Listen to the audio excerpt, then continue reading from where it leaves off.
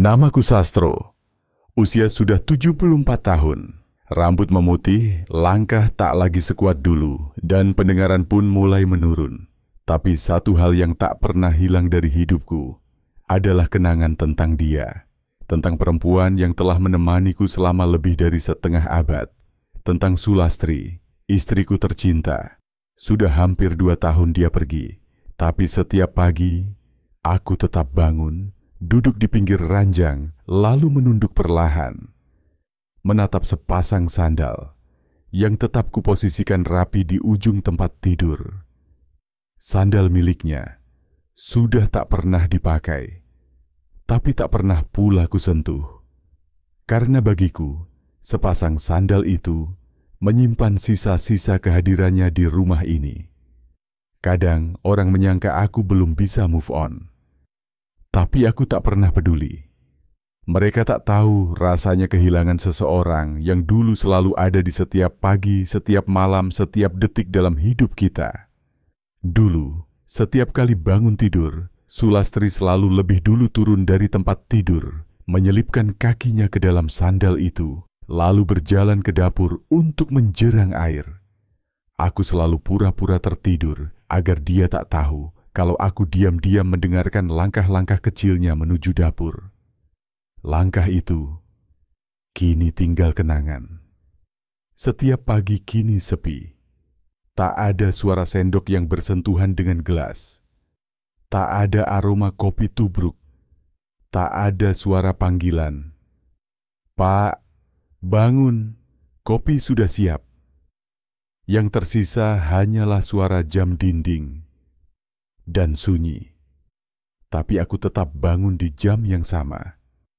Menoleh ke sisi tempat tidur yang kosong, lalu menunduk menatap sandal itu. Di sana, seolah-olah ia masih berdiri, seolah ia belum pergi terlalu jauh. Aku masih mengingat malam terakhir bersamanya. Sulastri sempat berkata lirih, "Kalau aku pergi duluan, jangan buang sandalku ya, biar aku tahu kamu masih nungguin aku pulang." Aku tertawa waktu itu. Kupikir itu hanya candaan sebelum tidur.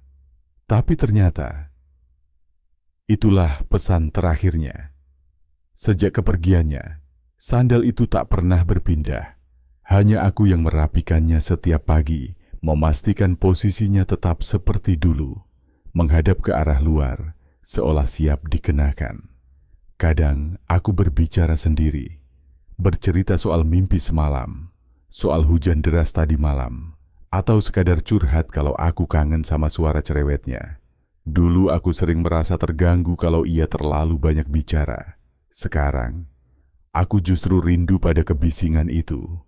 Hidup di usia tua seperti ini bukan soal fisik yang melemah, tapi soal ruang-ruang kosong dalam hati yang tak bisa lagi terisi. Anak-anak sibuk dengan keluarga mereka. Cucu-cucu hanya datang saat libur panjang. Tetangga pun satu persatu mulai berpulang. Tapi aku masih di sini, menjaga rumah kecil ini, menjaga kenangan, menjaga sandal miliknya.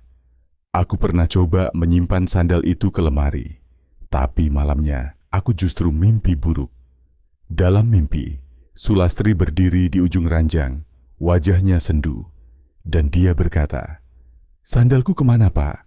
Aku mau pulang, tapi kakiku dingin." Sejak itu, aku tak pernah lagi menyembunyikannya. Kadang aku mendengar suara langkah kaki dari dapur. Lembut, pelan, seperti biasa. Tapi saat ku tengok, tak ada siapa-siapa. Mungkin itu hanya angin. Mungkin hanya kenangan yang bergerak pelan di sudut rumah ini. Tapi dalam hatiku, aku tahu Sulastri belum benar-benar pergi. Ia hanya beristirahat sejenak. Aku pernah berkata pada anakku, "Nah, kalau nanti ayah tak ada, jangan buang sandal ibu ya." Mereka hanya mengangguk. Mungkin menganggapku sudah terlalu tua dan sentimental. Tapi aku serius. Karena setiap benda punya cerita. Setiap kenangan punya tempat untuk pulang. Dan sandal itu adalah pengikat terakhir antara aku dan perempuan yang dulu menemaniku hujan-hujanan di tengah ladang, yang memijat kakiku saat pulang kerja, yang memasakkan sayur lodeh setiap hari Selasa. Di usia seperti ini, orang bilang aku harus ikhlas. Tapi ikhlas itu bukan berarti melupakan. Ikhlas artinya menerima, sambil tetap menjaga kenangan di tempat yang hangat. Di hati, aku tahu, suatu hari nanti aku akan menyusul Sulastri.